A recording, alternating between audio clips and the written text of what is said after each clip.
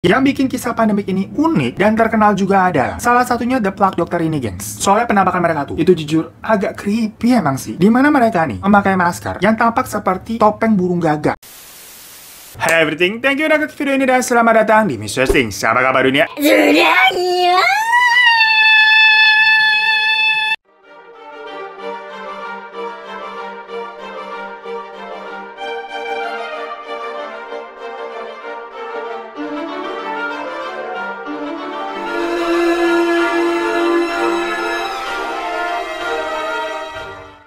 Gengs, bentar-bentar, kalian tahu kan gue ngapain? Mantap.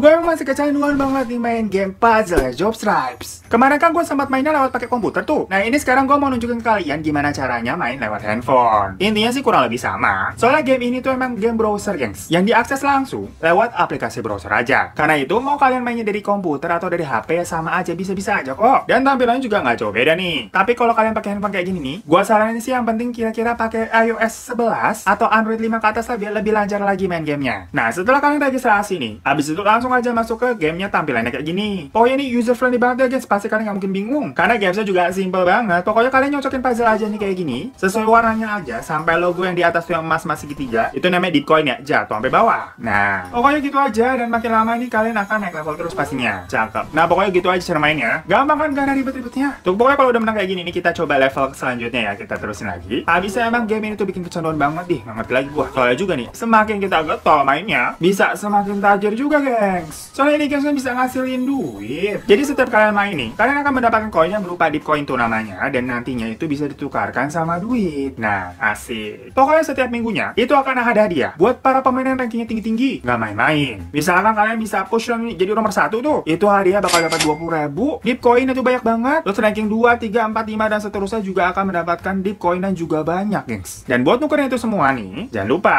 kalian harus buat wallet di Digital Art Auction yang kayak gini nih. Pokoknya gampang banget, udah cuman kayak verifikasi nomor HP. Nah nanti kalau udah, itu kalian bisa proses di Indodax buat nukerin Dipcoinnya. Yang tadinya berupa cryptocurrency itu Dipcoin bisa jadi duit beneran ditransfer ke rekening kalian. Dan sekarang kalian bisa dapat Dipcoin juga dengan cara ngajak teman-teman kalian nih untuk main game ini, guys. Lah, gimana, enak banget langsung hilang gak lu? Yaudah yuk makanya cobain main game puzzle Job Stripes. Kapan lagi bisa main game terus kalian dapetin duit? Dari tadi gue ngomongin duit, abis gue cinta sama duit. Pokoknya langsung aja klik link yang ada di bawah, langsung main puzzle Job Stripes.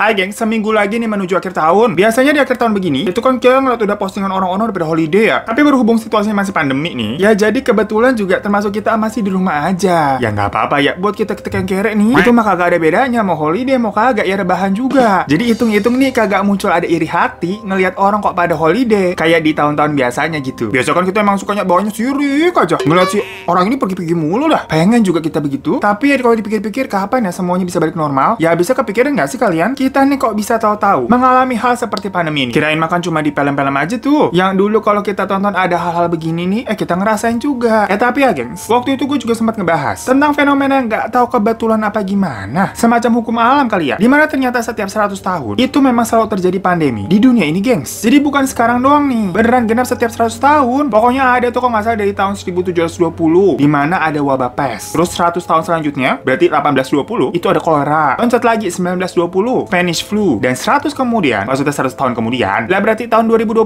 nih. Ya apalagi kalau bukan corona. Nah, dan di video kali ini kita akan khusus membahas wabah yang paling mematikan sepanjang sejarah perpandemiakan. Pandemiakan apaan tuh? Sepanjang sejarahnya adanya pandemi gitu. Nggak salah aja gue bikin bahasa. Yang ternyata jauh sebelum wabah-wabah tiap 100 tahun tadi. Yaitu ada di namanya pandemi bernama The Black Death. Aduh, ngeri banget ini ceritanya. Jadi sekarang di 2020 nih, itu nggak ada apa-apanya, gengs, katanya, dibandingkan masa-masa The Black Death itu. Soalnya itu memang wabah paling besar dan bisa dibilang keadaan dunia tuh itu yang paling horor, paling chaos, dan paling parah banget yang pernah terjadi, gengs. Jadi wabah ini akhirnya diketahui itu bermula dari penyakit pes yang muncul dari infeksi bakteri Yersinia pestis, yang mana biasanya pes tadi tuh itu ditemukan di dalam kutu yang nempel di tikus. Yang biasanya tikus ada di rumah-rumah juga, kayak si tikus Jerry tuh. Dan biasanya kalau tikus tuh udah ketempelan sama si kutu ini yang membawa pes, itu tikus cuman akan bertahan hidupnya antara 10-14 hari aja. Abis itu modar dia, bakal jadi bangke tuh bau tuh. Nah tapi masalahnya, nggak berarti saat tikusnya udah almarhum ya, itu kutu-kutu pada ikutan mati juga kagak, gengs. Nah, karena tadi kutu-kutunya itu masih tetap hidup, jadinya pindah dan hinggap di badan manusia, nemplok dia. Dan menurut sejarahnya, bagi yang beranggapan nih pada awal mulanya, tikus-tikus pembawa penyakit itu berasal dari kapal-kapal dagang yang ada di Italia yang melakukan pelayarannya ke beberapa negara Eropa. Dan saat kapalnya berlabuh tuh, tikus-tikus yang di dalam kapal tuh keluar dan menyebar ke kota yang tadi dilabuhi sama si kapal. Nah, sementara para awak kapal yang ada di dalamnya tadi tuh, itu kan emang jadi banyak yang jadi korban ya, karena emang udah ketularan sama tikus. Lah habis itu, mereka juga keluar kapal nyebarin ke manusia-manusia lainnya di pelabuhan. Nah, dari kota-kota tadi, jadi banyak deh orang-orang yang pada kejangkit. Berpergianlah mereka nih orang-orang keliling benua, yang makin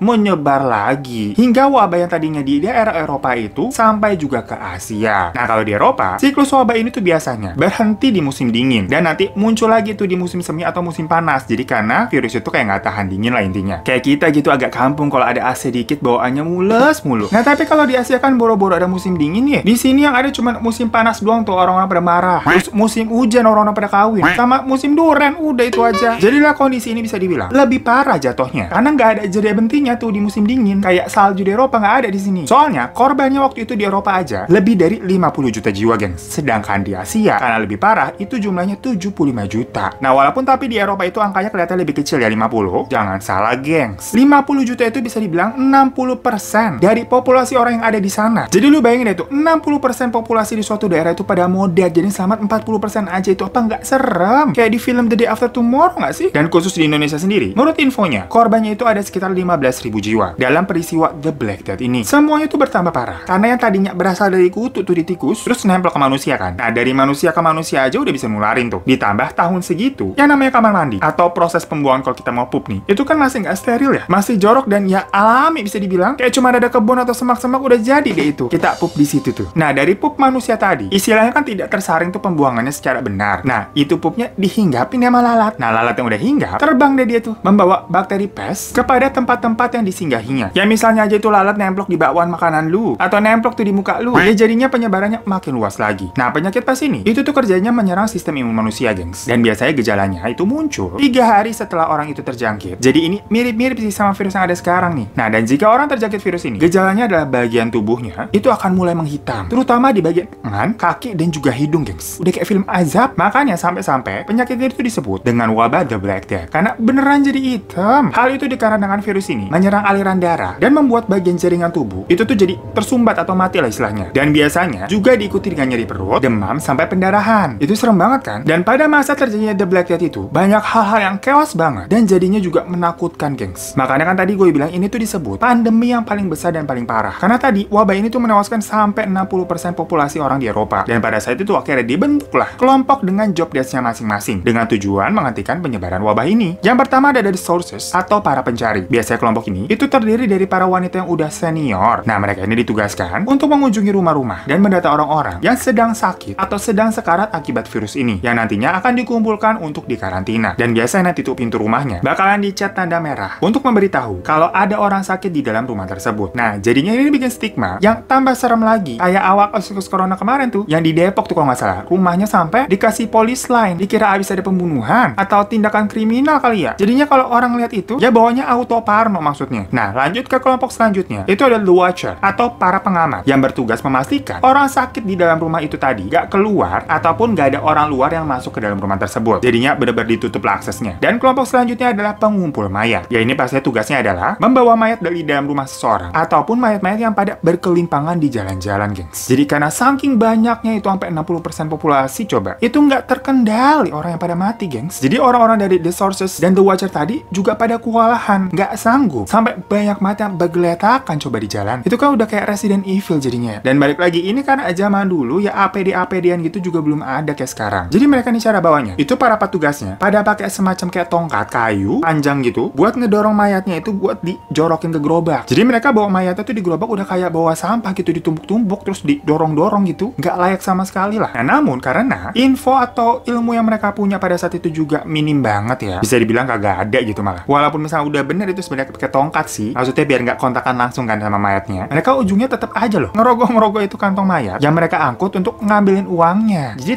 tongkat tadi tuh ya percuma, ujung-ujungnya dipegang juga itu mayat. Ada kontak fisik. Hasil ya ketularan para petugasnya tadi tuh. Nah, kelompok terakhir adalah para petugas medisnya, gengs, yang saat itu diberi julukan The Plague Doctor atau dokter wabah. Yang bikin kisah pandemik ini unik dan terkenal juga adalah salah satunya The Plague Doctor ini, gengs. Soalnya penampakan mereka tuh itu jujur agak creepy emang sih. Dimana mereka nih memakai masker yang tampak seperti topeng burung gagak. Tapi sebenarnya mereka ini pahlawannya kok, alias ya beneran dokter. Cuman pengemasannya ditambah kultur masyarakat yang masih minim tuh sama yang namanya dunia medis, itu tuh menjadikan kisah lain dalam hal ini. Zaman dulu, orang kan pada masih percayanya sama yang gaib-gaib ya. Sampai sekarang juga banyak sih. Kayak zaman dulu tuh menyembah matahari untuk meminta sesuatu dan nggak melek sama sekali sama dunia medis. Nah, jadi kejadian wabah tersebut itu dianggapnya adalah hukuman yang diberikan sama dewa buat manusia yang banyak dosa. Ya semacam azab. Ya mungkin aja sih emang azab juga ya Allah walam. Tapi maksudnya, semua itu kan pasti harusnya ada penjelasan medis. Dan itu penyakit emang bisa menyerang seseorang yang mempunyai imun yang lagi rendah. Jadi bukannya misalkan lu tuh orang suci, jauh dari dosa kagak bakalan kena. Kan nggak begitu. Semuanya bisa kena. Kayak sekarang deh pokoknya. Sehingga masyarakat pada nggak percaya sama dokter-dokteran ini. Dan lebih menganggap mereka adalah malaikat kematian, gengs. Soalnya si dokter-dokter tadi nih misalkan datang ke rumah pasien nih. Terus datangnya nyaramin gitu tuh pakai topeng burung gagak. Dan karena biasanya kondisi pasien itu udah pada parah ya udah nggak bisa ditolong. Si dokter itu akan ikut ngebantu ngubur si pasien. Nah jadinya seakan-akan pas si dokternya itu datang, tetangganya tuh ngeliat, tau-tau pasiennya malah mati. Terus dikubur lah sama itu dokter. Ya makanya image-nya jadi malaikat kematian gitu datang ke rumah orang buat nyabut nyawa. Padahal emang udah kagak ketolong aja pasiennya. Ya soalnya tadi wujudnya itu emang nyeremin kayak kostum Halloween. Padahal maksudnya nggak perlu didatengin sama The Plague Doctor juga. Biasanya pasien-pasien tadi itu emang kemungkinannya akan meninggal karena kondisinya udah parah. Yang pada saat itu juga belum ada obat yang cukup efektif untuk menyembuhkannya. Dan tujuan The Plague Doctor itu datang ke rumah pasien itu sebenarnya juga bukan untuk menyembuhkan plek-plekan ya. Karena tadi obatnya memang belum ditemukan, tapi lebih kepada riset mengenai kondisi penyakitnya untuk diteliti gitu baru bisa menemukan obatnya gitu loh. Jadi di sini ada mispersepsi dari si masyarakat yang ngelihat The Plague Doctor ini yang bawanya langsung gemeter kayak didatengin malaikat Israel. Lah hal ini membuat Plague Doctor jadi pada dikucilkan dan ditolak kedatangannya sama para warga. Nah bentar-bentar mohon maaf, kok jadi mirip banget ya sama cerita sekarang ya? Kayak dejavu begitu. Banyak dokter kan tuh yang diuzonin sama warga terus ditolak datang buat nguburin pasien. Sampai kemarin kasusnya juga banyak dilemparin kotoran tuh. Maksudnya kirain zaman sekarang kita lagi udah modern, udah pada pinter-pinter, tapi kok sama aja berarti pemikirannya kayak orang zaman dulu. Nah mungkin by the way kalian juga pada ngebatin, lagian kenapa itu topeng serem banget sih? Ya wajar aja gitu misalkan orang ngeliat takut. Kesannya kan horor banget, kita aja misalkan ngeliat badut juga kadang takut ya. Ya jujur gue juga berpendapat begitu. Tapi setelah mencari tahu dan meng-cross check lagi alasannya, ternyata ada maksud dan tujuannya juga, gengs. Jadi itu masker yang moncongnya itu kan panjang tuh kayak paruh burung gagak. Nah itu tuh dalamnya ya diisi sama rempah-rempah kayak ada daun mint, kelopak mawar, dan ambergris, gengs. Yang tujuannya katanya memang untuk menyaring udara. Jadi mereka ini bisa menghidup udara yang harum dari bau-bau busuk para jenazah yang bergelimpangan itu bertebaran seluruh kota. Ya lu kebayang itu baunya bagaimana? Kalau sekarang mungkin jatuhnya kayak pakai air purifier di hidung kali ya. Nah tapi kan dulu teknologi begitu belum ada. Jadi buat manual aja lah pakai rempah-rempah itu dicelupin di masker. Jadi pas jalan itu mungkin sensasinya kayak aroma ngirup Young Living gitu. Nah selain menggunakan masker horor tersebut, para dokter itu juga membawa tongkat untuk berinteraksi dengan pasien kayak tadi si pembawa mayat. Jadi dokter-dokter ini juga tidak melakukan kontak fisik secara langsung dengan para pasiennya pakai tangan. Ya tapi meskipun jatuhnya itu kostumnya udah ketutup banget ya kayak APD,